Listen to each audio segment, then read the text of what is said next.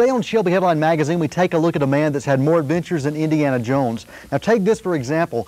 He's had breakfast with Hannibal Lecter, he swapped war stories with Rambo, and he's even had free reign of the Starship Enterprise.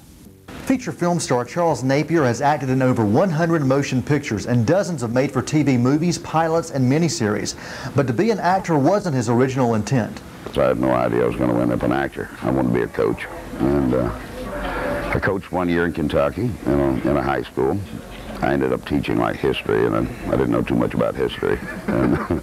This former high school basketball hero from Scottsville, Kentucky also served in the Army's 11th Airborne Division, and he taught junior high school art in Florida before accidentally landing his first stage role as a blonde Spaniard in The Cross and the Sword. As I recall, my first entrance on stage, when full armor and everything, I slipped. You know, sounded like a washing machine coming down the ramp. Napier decided to take a gamble as he pursued acting as a way of life. This roll of the dice paid off, taking him from Florida to New York to the San Diego Globe Theater, where he gained experience performing in the masterpieces of Shakespeare. And moved on to Hollywood, and drove a truck for Shell Oil for a while. Finally got an agent, and I met Jack Nicholson and Dennis Hopper and that bunch. That was in the mid-'60s. It was February 21st, 1969 that Napier made his television debut as a young idealist in search of paradise on the Star Trek episode The Way to Eden.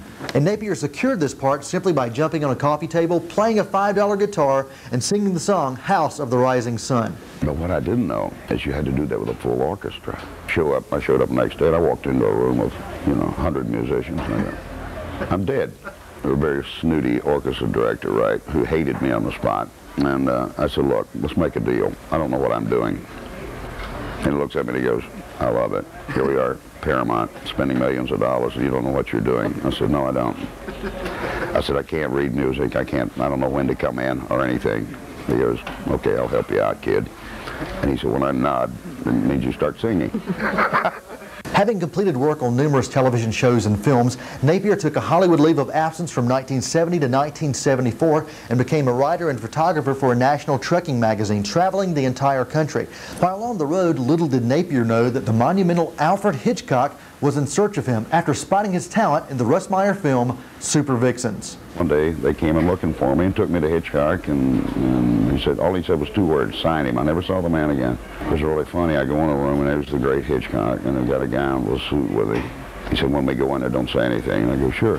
What have I got to lose? So we go in, and he had his back to us, and he swivels around the chair. He never looks at me. He tells the other guy, he says, tell him to turn around. The guy says, turn around.